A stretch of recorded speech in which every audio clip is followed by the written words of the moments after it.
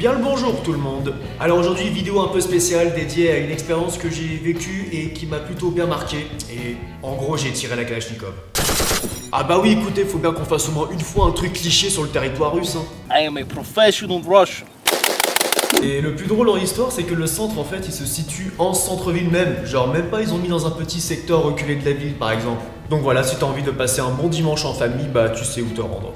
Alors l'endroit se trouve au milieu d'un secteur industriel à côté du quartier des affaires. Déjà rien qu'à l'entrée, la sécurité te demande oralement un mot de passe d'accès. Ça te donne un peu une idée du niveau de sécurité. Et bref, j'arrive à l'intérieur du centre de tir qui se nomme Labyrinthe. Tout se passe en sous-sol et le décor du hall ressemble à une caserne, ou une taverne au choix, qui se suivent de couloirs aux allures de bases militaires souterraines. Ici, il est possible de s'entraîner avec tout type d'armes à feu, comme des pistolets Glock ou des fusils, et même des armes tranchantes comme des haches ou des couteaux. Arbalètes et tir à l'arc y compris, bien sûr. J'ai croisé par pur hasard le champion du monde de lancer de couteaux qui se nomme Dimitri Melnikov. Il nous a fait une démonstration et le gars lance des couteaux d'une fluidité incroyable. J'ai tenté de mon côté mais ce fut un échec, une catastrophe, 0 sur 20. Et direction à présent l'espace de tir, c'est ici que les choses sont devenues vraies pour quelques instants. On était vraiment dans un décor de type série policière américaine. Donc bien évidemment, il y avait un instructeur qui était là pour nous guider sur les consignes de sécurité et d'armement. Il nous a carrément appris à insérer nous-mêmes nos cartouches dans le chargeur de la K-47.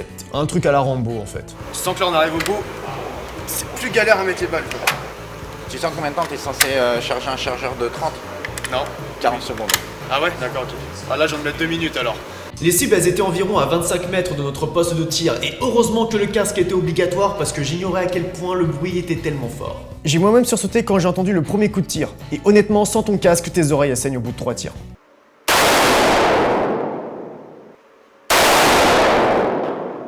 Quand c'était à mon tour de tirer, j'avais une légère boule au ventre et les mains qui devenaient moites, et mon premier tir a été surprenant. En fait, je m'attendais à ce que ça te déboîte l'épaule, alors que non. Ça fait toujours mal la première fois. On avait également les lunettes de protection parce que les balles partaient dans tous les sens. Le seul inconvénient, c'est que tu voyais flou à travers, donc tu n'étais pas vraiment sûr de ce que tu voyais au loin. On a tiré aussi avec un AK-47 mitrailleur avec des pieds auxquels tu pouvais stabiliser ton arme. Vise plus bas. D'ailleurs, c'était vraiment devenu quelque chose d'addictif une fois qu'on s'est mis à tirer. On a presque plus envie de s'arrêter.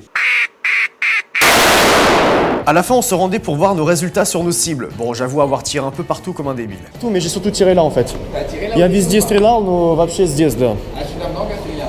Много, да, чуть-чуть. Pour tirer 50 balles, cela coûte la somme de 2000 roubles. Et franchement, comme idée de cadeau collectif pour un anniversaire, ça sonne plutôt bien.